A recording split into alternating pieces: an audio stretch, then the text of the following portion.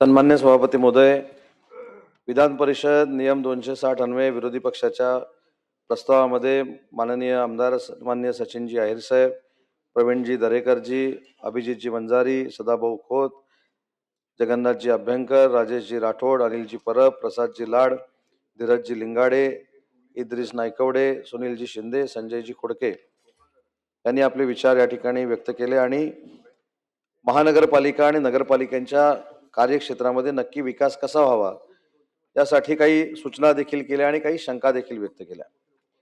आणि याच्यातली सगळ्यात महत्त्वाची शंका होती की मुंबई महानगरपालिकेमध्ये जी ठेवी ठेवलेल्या आहेत, ज्या ठेव आहेत त्या 12,000 कोटीनं कमी झालेल्या आहेत आणि त्या सगळ्या इन्फ्रास्ट्रक्चरवर वापरलेल्या आहेत, अशा पद्धतीची भूमिका सचिन भाऊ आपण देखील मांडली आणि मुंबईच्या अनेक आमदारांनी या ठिकाणी मांडली। परंतु ही भूमिका मांडत असताना आपण हे देखील सांगितलं की जी मुंबई महानगरपालिकेमध्ये ठेव होती ती कुठच्या इन्फ्रास्ट्रक्चरवर वापरली, ती कशा पद्धतीनं वापरली गेली, त्याच्यामध्ये भ्रष्टाचार कसा झाला, त्याच्यामध्ये फर्निचरमध्ये भ्रष्टाचार कसा झाला, ह्या सगळ्या गोष्टी आपण सांगितल्या। आणि सगळ्या गोष्टी सांगत असताना 91,000 कोटीची ठेव होती आणि ती आता 12,000 कोटीनं कमी झाली, अशा पद्धतीचा देखील उल्लेख केला। पण मला इथे काही गोष्टी प्रामुख्याने नमूद केल्या पाहिजेत। 2017 पासून मार्च 2017ला मुंबई महानगरपालिकेमध्ये 62,191 कोटीच्या ठेवी होत्या। 2018ला 72,000 कोटीच्या होत्या। 2019ला 76,579 कोटीच्या होत्या। 2020ला 79,115 कोटीच्या होत्या। 2021ला 78,745 कोटीच्या होत्या आणि ज्याचा उल्लेख तुम्ही केला 91,990 कोटीचा त्या 2022ला होत्या। याच्यामध्ये फक्त अंडरलाईन करून आपण ठेवलं पाहिजे। 2023ला 86,401 कोटीच्या होत्या। 2024ला 82,737 कोटीच्या होत्या। 2025ला 79,498 कोटीच्या होत्या आणि या वर्षी याच्यामध्ये 1,500 कोटीनं वाढ झालेली आहे आणि या वर्षीच्या ठेवी या 81,152 कोटी 34 कोटीच्या आहेत। याच्यामध्ये आपण सांगितलेला तांत्रिक मुद्दा वजाबाकीचा बेरजेचा अतिशय बरोबर आहे की 91,690 कोटीवरनं ह्या 81,135 कोटीवर का आल्या।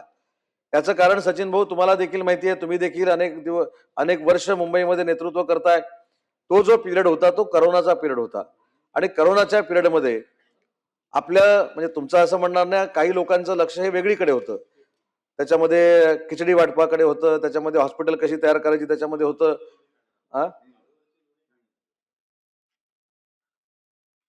तर वेगवेगळ्या बाबतीमध्ये त्यांचं लक्ष होतं, परंतु कामं सुरू करण्यामध्ये कोणाचं लक्ष नव्हतं। त्याच्यामुळे तुम्हाला जो 1,000 कोटी किंवा 10,000 कोटी तुम्हाला जे वाढलेले दिसत आहेत हे करोनाच्या कालावधीमधले दिसत आहेत। परंतु हे तुम्ही मान्य केलं पाहिजे की मागच्या वर्षी 79,498 कोटीची जी ठेव होती ती यावेळी 81,134 कोटी रुपये झालेली आहे आणि याच्यामधली व्हेरिएशन्स कितीचे आहेत, 500 कोटी, 600 कोटी, 700 कोटी, 800 कोटी एवढ्याचेच व्हेरिएशन्स आहेत।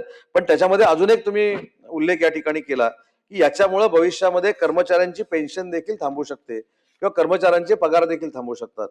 म्हणून मगाशी मी उल्लेख केला की मुंबई महानगरपालिकेच्या कार्यक्षेत्रामध्ये अनेक सन्मान्य सदस्य गेली कित्येक वर्ष काम करतायत। आपल्याकडे भविष्य निर्वाह निधी हा 5,853 कोटीचा हा कायमस्वरूपी आहे। याच्यामध्ये 1 रुपयाची देखील कमतरता होत नाही, हा आहे तसा ठेवला जातो।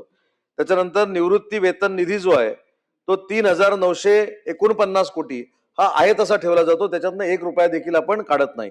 त्याच्यामुळे कर्मचाऱ्यांवर अन्याय होण्याचा किंवा त्यांची पेन्शन बंद होण्याचा किंवा कर्मचाऱ्यांना पगार न मिळण्याचा तिथं प्रश्नच उद्भवत नाही।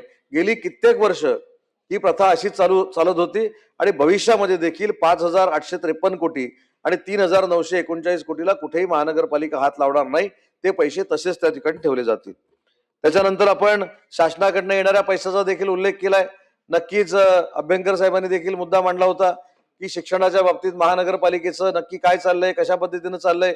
पण आज आपल्या सगळ्यांना अभिमान वाटला पाहिजे की आपण मराठीची सक्ती 100% महाराष्ट्रामध्ये केलेली आहे, ती मुंबईमध्ये देखील सक्ती आहे।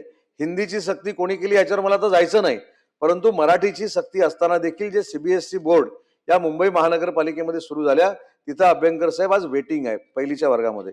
त्याच्यामुळं चांगल्या पद्धतीचं चांगल्या प्रतीचं मातृभाषेचं देखील शिक्षण मिळावं आणि आंतरराष्ट्रीय भाषेचं देखील शिक्षण मिळावं अशा पद्धतीची शैक्षणिक प्रक्रिया ही मुंबई महानगरपालिकेमध्ये सुरू आहे आणि तिथं जे काही वेतनाचे प्रश्न असतील, तिथं अनुदान देण्याचे जे काही प्रश्न आहेत, ते देखील सन्माननीय आयुक्तांना मी सूचना करेन, निर्देश करेन की ज्यांना ज्यांना या संदर्भात शिक्षणाच्या बाबतीमध्ये चर्चा करायची आहे, ते एक विस्तृत बैठक घेतील आणि त्याच्यामधनं मुंबई महानगरपालिकेचं शिक्षण आणि त्याच्यामध्ये असलेल्या त्रुटी यावर नक्की कारवाई केली जाईल.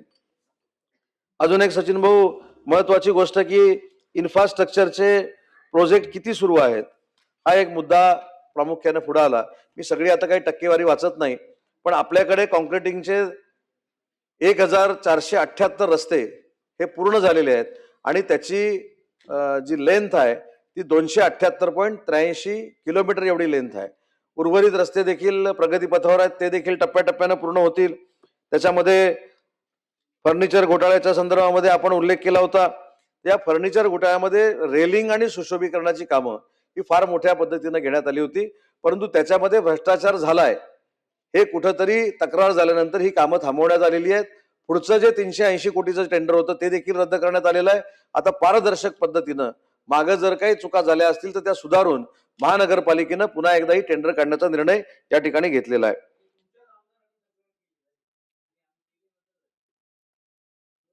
ज्यांनी कोणी तक्रार केली त्याची अनियमितता असू शकते, यासाठी आपण रद्द केली आणि 380 कोटी रुपयाची देखील कामं रद्द केलेली आहेत. प्रवीण दरेकर साहेबांनी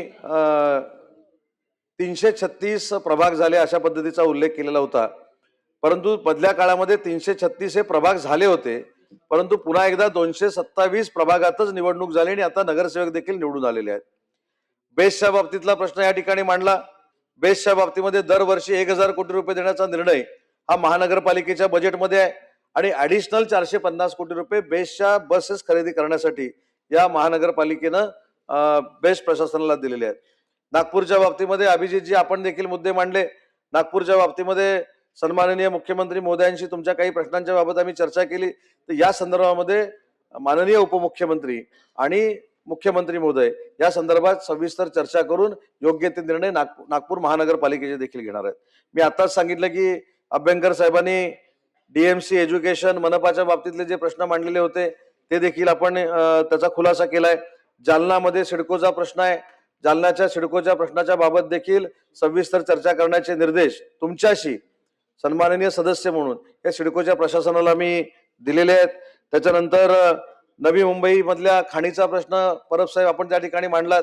तुम्ही याच्या अगोदर 2 प्रश्नाची मी उत्तर दिली होती, पण खाणीचा आता विषय सांगतो की खाणीच्या बाबतीतला जो एक मोठ्या खाणीचा विषय तुम्ही मांडलेला आहे, जी विमानतळाच्या इथं खाण होती आणि त्याचं आपण लेवलिंग केलं, त्याच्यामधनं आपल्याला सुमारे 200 ते 250 कोटी रुपये रेव्हेन्यू जनरेट झाला आणि ती टेकडी पूर्ण आता साफ केल्यामुळं तिथं विमानतळ आपलं आंतरराष्ट्रीय विमानतळ त्या ठिकाणी नवी मुंबईचं झालेलं आहे आणि त्याचा वापर देखील आता सुरू झालेला आहे. पनवेलच्या खाणीच्या बाबतीत आपण जी शंका या ठिकाणी व्यक्त केली, काही ठिकाणी अनियमितता जेव्हा जेव्हा निदर्शनास आली त्यावेळी काही टेंडर देखील थांबवण्यात आलेली आहेत, काही ठिकाणी कार्यवाही देखील करण्यात आलेली आहे, परंतु स्वराज्य नावाच्या कंपनीचा जो उल्लेख झाला त्या स्वराज्य नावाच्या कंपनीकडे कुठचंही याच्यातलं टेंडर नाही, कुठची याच्यामधले माहीन नाही, हे देखील मला आपल्याला निदर्शनास आणून द्यायचं आहे. मेडिकल कॉलेजच्या राईट ऑफ रिप्लायमध्ये बोला. दुसरा महत्वाचा मुद्दा बदल्यांच्या बाबतीमध्ये आपण सांगितलं होतं की 120 बदल्या झाल्या होत्या आणि त्याला स्थगिती देण्यात आली. ही देखील वस्तुस्थिती खरी आहे की 120 बदल्या डिसेंबरमध्ये झाल्या होत्या. त्याच्यानंतर एक पत्र दिलं गेलं आणि त्याच्यावर मुख्यमंत्री महोदयांनी त्या बदल्यांना स्थगिती दिलेली आहे, पण त्या बाबतीमध्ये देखील पूर्ण निर्देश आयुक्तांना दिले गेलेले आहेत की ज्या शंका आहेत या शंकांचं निरसन करून भविष्यामध्ये ह्या बदल्यांचे निर्णय झाले पाहिजेत. ही देखील भूमिका आपण स्पष्ट पद्धतीनं महानगरपालिकेला सांगितलेलं आहे. मुंबई महानगरपालिकेमध्ये पार्किंगचं धोरण आणि फेरीवाला धोरण या संदर्भामध्ये धीरजजी आपण भूमिका मांडलीत. फेरीवाला धोरणाच्या बाबतीमध्ये देखील लक्षवेधी आलेली होती, त्याच्यावर देखील मी उत्तर दिलं की फेरीवाला धोरणाच्या संदर्भातला अंतिम निर्णय कोर्टाचा हा आता हायकोर्टामध्ये प्रलंबित आहे आणि तो निर्णय झाल्यानंतर हायकोर्टाच्या गाईडलाईन प्रमाणे जे जे काही निर्णय फेरीवाल्यांच्या बाबतीमध्ये घ्यायचे आहेत ते आम्ही नक्की घेऊ. परंतु त्याची पार्श्वभूमी थोडी सांगतो की हायकोर्टानं देखील महानगरपालिकेला काही कंडिशन टाकलेले आहेत, निर्देश दिलेले आहेत की प्रार्थना स्थळं असतील, रेल्वे स्टेशन्स असतील, शाळा असतील, याच्यापासून 100 ते 150 मीटर पर्यंत कुठेही फेरीवाले असू नयेत आणि ती कारवाई महानगरपालिका नक्की करते. त्याच्यासाठी ज्या कमिटी नेमायच्या आहेत या कमिटीच्या विरोधातच संघटना या हायकोर्टामध्ये गेलेल्या होत्या. सगळ्या संघटनांचं प्रकरण क्लब करून आता हे निकालावर आलेलं आहे. हायकोर्ट जे काही निकाल देईल त्या पद्धतीनं महानगरपालिका नक्कीच कार्यवाही करेल, हा देखील विश्वास मी आपल्याला देतो. पार्किंग धोरणाच्या बाबतीमध्ये देखील काही ठिकाणी पार्किंग झालेलं आहे आणि काही ठिकाणी पार्किंग झोन करण्याच्या संदर्भामध्ये ज्यावेळी प्रशासक होते त्यावेळी कार्यवाही सुरू झालेली होती. आता लोकशाहीच्या माध्यमातून मुंबई महानगरपालिकेची निवडणूक झालेली आहे. सगळे नगरसेवक सर्वपक्षीय मुंबई महानगरपालिकेमध्ये आहेत. ते योग्य ते निर्णय घेतील, शासनाकडे पाठवतील आणि त्याच्यावर देखील आपण नक्की सकारात्मक कार्यवाही करणार आहोत. मिठी नदीच्या बाबतीतला एक विषय पुढे आलेला होता. मिठी नदीच्या बाबतीत परत आपल्याला देखील माहिती आहे की मागच्या अधिवेशनामध्ये देखील मिठी नदीचा विषय आला होता. त्याच्यावर मला जास्त आता काय राजकीय बोलायचं नाही, परंतु मिठी नदीच्या बाबतीमध्ये मिठी नदीचं पात्र हे गाळमुक्त करण्याच्या दृष्टीनं जी काय उपाययोजना करावी लागेल ती उपाययोजना सरकार म्हणून महाराष्ट्र शासन आणि मुंबई महानगरपालिका करणार आहे, हे या चर्चेच्या निमित्तानं मी सांगू इच्छितो. नेक्स्ट दोघांच उत्तर आहे ना. Right to reply. सभापती महोदय, या 260च्या राईट ऑफ रिप्लाय मध्ये साठी मी उभा आहे. मला असं वाटतं की 260चा जो काल मी प्रस्ताव मांडला त्यावरती माननीय मंत्री उदय सामंत यांनी उत्तरं दिली, परंतु मी जे मूलभूत प्रश्न भ्रष्टाचाराचे मांडले होते, आपण जे सिडकोच्या बाबतीमध्ये सांगितलं, सिडकोचे 2 विषय मी सांगितले होते. एक तो सिडकोमध्ये ज्या बेकायदेशीर खाणी आहेत, ज्यांना एन्व्हायरमेंटल क्लिअरन्स नाहीये आणि ज्यांना परवानग्याच नाही आहेत, अशा खाणींची मी नावं दिली होती. त्या खाणींवरती काय कारवाई करणार ते आपण सांगितलेलं नाहीये. दुसरी गोष्ट अशी आहे की जे आपण सांगितलं एअरपोर्टच्या सपाटीकरणाबाबतीत किंवा एअरपोर्टला जे एस्क्रिव्हेशन झालं त्या बाबतीमध्ये, एस्क्रिव्हेशन जे झालेलं आहे याच्यामध्ये 136 कोटी फक्त आपल्याला मिळालेले आहेत. 592 कोटी अजूनही आपल्याला मिळायचे बाकी आहेत आणि हे ऑन रेकॉर्ड आहे. हे पैसे वसूल कधी करणार आपण? कारण हे आपल्या हिशोबात आलेले पैसे आहेत. त्याने किती ब्रास त्याने उचललेला आहे याचा रेकॉर्ड आहे आपल्याकडे. 1 कोटी समथिंग त्याचे माझ्याकडे आता याकडे नाही आहेत, बाहेर आहेत. 1 कोटीच्या वरती त्याला आपण एस्क्रिव्हेशनची परवानगी दिली. त्याने फक्त काही ठराविक हजार कोटीचे आपल्याला ठराविक हजारचेच आपल्याला पैसे भरलेले आहेत आणि जवळपास आपल्याला 592 कोटीच्या आसपास अजून आपल्याला पैसे यायचे बाकी आहेत. हे पैसे कधी वसूल करणार आणि हे पैसे ज्यांनी बुडवले त्यांच्यावरती काय कारवाई करणार याच्या बाबतीत आपण काही सांगितलेलं नाहीये. मुंबई महानगरपालिकेमध्ये जो सध्या दलालांचा सुळसुळाट चाललेला आहे पीएपीच्या माध्यमातून, ज्याच्यामध्ये वॉर्ड ऑफिसर इन्व्हॉल्व आहेत, ज्याच्यामध्ये बीएमसीचे इंजिनियर इन्व्हॉल्व आहेत, जे लोकांची घरं घेतायत काढून, घाबरवून घरं घेत आहेत, याच्या बाबतीतली चौकशीच्या बाबतीत आपण काही अजून त्याच्या बाबतीत उल्लेख केलेला नाही. माझं एकच म्हणणं असं आहे की जे एअरपोर्टच्या बाबतीत जे खणलं गेलं त्याच्या बाबतीमध्ये एखाद्या वरिष्ठ IAS ऑफिसरची माध्यमातून ही चौकशी करणार का? किती माती काढली, कितीची रॉयल्टी आली, कितीची रॉयल्टी बुडाली? आणि स्वराजच्या बाबतीत आपण सांगताय, मी स्वराजवरती काय आरोप केलाय? स्वराज नावाची जी कंपनी आहे ही कंपनी ही कुठलेही टेंडर घेत नाही. ही कंपनी काय करते, त्यांनी एक सिंडिकेट केलेलं आहे सगळ्यांना दाबून, की त्यांनी जो माल काढेल तिकडे जी खडी उचलली जाईल ती स्वराजला विकायची आणि स्वराज मग कुठे द्यायची मार्केटमध्ये, मुंबईमध्ये, हे स्वराज ठरवणार. अशा प्रकारचं एक मोठं सिंडिकेट आहे. याच्या बाबतीतल्या वेगवेगळ्या तक्रारी, पोलीस तक्रारी देखील आपल्याकडे झालेल्या आहेत. या पोलीस तक्रारी झालेली असतील तर त्याच्यामध्ये SIT नेमून आपण त्याची चौकशी करणार का? पाहिजे तर मी नाव सांगतो, दादा सूर्यवंशी नावाचा माणूस आहे. या माणसाला कोणाचा आशीर्वाद आहे, कोणाच्या ताकदीवरती हे सगळं करतोय? म्हणजे तुम्हाला सगळीच माहिती मीच द्यायची असेल तर मी ही सगळी माहिती देतो. आपण हवी तशी सोयीप्रमाणे जी पाहिजे तेवढीच वरती काढताय आणि बाकीची सगळी लपवत आहे. तसं करू नका. जेव्हा उत्तर देणार आहे तर पारदर्शक पद्धतीने द्या. मी काल पण सांगितलेलं आहे, हिम्मत असेल, संवेदनशील सरकार असेल तर जरूर तुम्ही चौकशी कराल, नसेल तर सत्तेचा माज आहे असं आम्ही समजतो, कोणाला मोजायचंच नाही असं तुम्ही ठरवलं तर त्याच्या बाबतीमध्ये आमच्या समोर काही पर्याय नाहीये. म्हणून हे माझे 3 प्रश्न याच्या बाबतीत होते. मुंबई महानगरपालिकेच्या बाबतीमध्ये जे आपण सांगितलं 130 बदल्यांना मुख्यमंत्र्यांनी स्टे दिलाय. माझा आरोप होता की महापौरांनी हा स्टे उठवण्याच्या हालचाली सुरू केल्या होत्या. त्याच्यात काय मला उत्तराची अपेक्षा नव्हती. तो स्टे आजही कंटिन्यू आहे. परंतु महापौर मुख्यमंत्र्यांपेक्षा पुढे गेले हे मला दाखवायचं होतं, की मुख्यमंत्र्यांच्या आदेशाला देखील ते डावलायला लागलेले आहेत हे मला सांगायचं होतं.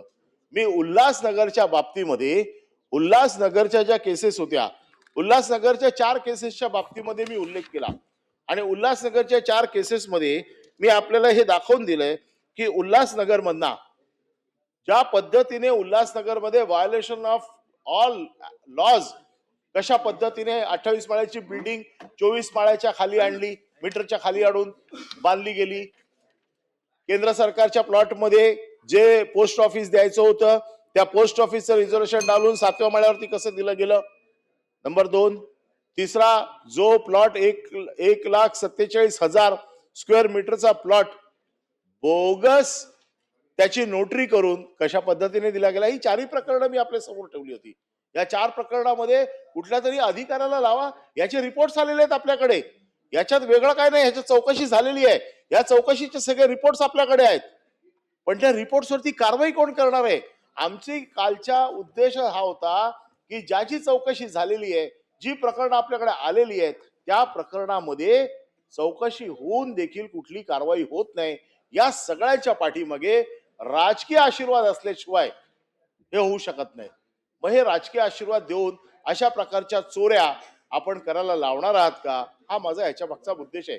त्याच्यामुळे त्याच्या चौकशीची मागणी आम्ही केली, त्याच्यावरती ऍक्शनची मागणी केली. ह्या ऍक्शन कुठल्या झालेल्या नाहीत. आमचं हेच म्हणणं आहे. गृहनिर्माण धोरणाच्या बाबतीमध्ये 33-11च्या बाबतीमध्ये मी आपल्याशी बोललो. 33-11 मध्ये कशा पद्धतीने बिल्डरचा फायदा केला जातोय, कशा पद्धतीने या धोरणाचा गैरवापर केला जातोय, याच्या बाबतीत मी आपल्याकडे काल पूर्णपणे मांडलं. मी यायच्या अगोदर कदाचित हा विषय आपण बोललात की नाही मला माहित नाही, पण 33-11च्या बाबतीमध्ये कशा पद्धतीने मुंबई महानगरपालिका अथॉरिटी असताना SRA कशा पद्धतीने त्यांना परवानगी देऊन शासनाचं नुकसान कसं करते, आमचं नाही शासनाचं नुकसान होते. हा शासनाचं नुकसान टाळण्यासाठी आपण 33-11च्या धोरणामध्ये जे मुंबई महानगरपालिकेला अधिकार आहेत, हे मुंबई महानगरपालिकेचे अधिकार मुंबई महानगरपालिकेकडे ठेवा. आतापर्यंत 33-11 मध्ये आपण जे प्लॉट दिलेत, म्हणजे प्लॉट देतो कोणासाठी, गरिबांसाठी, PAPला, म्हणजे वरळीच्या माणसाला आपण पाठवतोय कुठे, वडाळ्याला, बँड्राच्या माणसाला पाठवतोय कुठे, मालाडला. आपण 33-11ला त्याला ऍडिशनल FSI देतो, ऍडिशनल बेनिफिट देतो. कशासाठी देतो? की गरीब माणसाला न्याय मिळाला पाहिजे. नाही, हे प्रश्नांची उत्तरच दिलेली नाहीयेत. म्हणूनच थोडक्यात मांडा ना प्रश्न. नाही, थोडक्यात म्हणजे Right to reply मध्ये. मी फक्त टिप ऑफ द पॉइंट,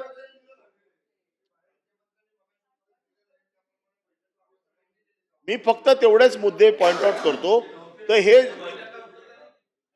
म्हणूनच माझं मत असं आहे की जे मुद्दे आम्ही काल इकडे मांडलेले आहेत, सरकारी कर्मचाऱ्यांची घरं असतील, केंद्र सरकारवरच्या जमिनी असतील, या बाबतीत शासनाचं धोरण काय, हे या मुद्द्यांचीच आम्हाला अपेक्षा आहे. तर या मुद्द्यांच्या बाबतीमध्ये आपण सांगावं आणि ज्या ज्या चौकशा आम्ही मागितलेल्या आहेत त्याच्या चौकशा करा. आम्ही जर खोटं बोलत असू तर आमचे आरोप खोटे आहेत हे सिद्ध तर करा. एवढंच आमचं म्हणणं आहे की आम्ही खोटं बोलतोय म्हणून. मंत्री पण महोदय. त्याला चौकशीचे रिपोर्ट आल्याच्या नंतर देखील कुठली ऍक्शन घ्यायची नाही, हे जे काही शासनाचं धोरण आहे याच्या बाबतीत आम्ही काल मुद्दे मांडलेले आहेत. मला असं वाटतं की शासनाने त्याची गंभीर दखल घ्यावी आणि जे मुद्दे आम्ही मांडलेत आमचं समाधान करावं. आम्ही जर चुकत असू तर आम्हाला सांगावं की तुम्ही चुकताय, हा हे त्याचे खरे रिपोर्ट्स आहेत, हे देखील इकडे जर टेबल केले तर आम्हाला आमचं समाधान होईल. पुन्हा असे चुकीचे आरोप आम्ही करणार नाही जर त्यांनी आमचे आरोप चुकीचे ठरवले तर. म्हणून माझी त्यांच्याकडे विनंती आहे की ज्या ज्या गोष्टी आम्ही मांडल्या आहेत त्यांची त्यांनी चौकशी करावी. त्याच्यात जे कोण सापडतील दोषी त्यांच्यावरती कारवाई करावी. जर दोषी नसतील तर ठोकून सांगावं इथे दोषी नाहीयेत म्हणून, आम्ही त्यांना सोडून दिलंय म्हणून. मंत्री महोदय. सभापती महोदय, सन्माननीय ज्येष्ठ सदस्य अनिल परब साहेबांनी जो खाणीच्या बाबतीतला पहिला मुद्दा सांगितला होता की ती खाण जी आहे ती कोणाला दिली होती, तर ते messrs Ketan construction limited, messrs Balaji Infratech and construction private limited आणि भारतीय इन्फ्रा प्रोडक्ट्स लिमिटेड अशा 3 कंत्राटदारांची नियुक्ती केलेली होती. आणि सन्मान्य सदस्यांनी सांगितले की 114.63 लाख ब्रास उत्खनन त्याच्यामधनं करण्यात आलेलं आहे. ही वस्तुस्थिती नक्की खरी आहे. पण त्याच्या अगेन्स्ट प्रति ब्रास प्रमाणे 248.67 कोटी एवढा महसूल आपण जमा केलेला आहे. सन्मान्य सदस्यांनी जी माहिती सांगितली की अजूनही काही महसूल त्यांच्याकडनं घेणं बाकी आहे. नाही नाही, 248 91 ब्रास आपण त्यांना परवानगी दिली. त्याच्यापैकी 22,79,500 ब्रासची त्यांनी रॉयल्टी भरली, 136 कोटी रुपये. आणि आजही त्याच्याकडे 496.90 कोटी रुपये आपलं येणं आहे. ही माझी माहिती नाही आहे, ही राईट ऑफ इन्फॉर्मेशनची माहिती आहे. आणि म्हणून माझं म्हणणं आहे की आपण ती वसूल करावी. सांगत होतो की 248.67 कोटी रुपये त्यांच्याकडनं शासनाला पोच झालेले आहेत. माननीय सदस्य साहेबांनी, परब साहेबांनी जी माहिती दिलेली आहे त्या माहितीच्या आधारे अजून जर काही त्याच्याकडचं पैसे येणे बाकी असतील ते नक्की त्याच्याकडनं आम्ही घेऊ. त्याला कोणी नाही, जे काय असेल ते, जे काय त्याच्यामध्ये पेंडिंग राहिलेलं असेल ते शेवटी वसूल करणं ही आमची जबाबदारी आहे. उल्हासनगरच्या बाबतीमध्ये देखील त्यांनी असं सांगितलं की चौकशीचा अहवाल आलेला आहे, त्या चौकशीच्या अहवालाप्रमाणेच पुढे जाऊन कारवाई करू. काही अधिकाऱ्यांच्या बाबतीमध्ये परब साहेबांनी या ठिकाणी सांगितले की चौकशी करावी, ती देखील चौकशी करू आणि तो सगळा अहवाल आम्ही पटलावर ठेवू. औचित्याचे मुद्दे. एक मिनिट. सभागृहाने प्रस्तावावर विचार केला आहे, त्यानंतर औचित्याचे मुद्दे. शशिकांत शिंदे.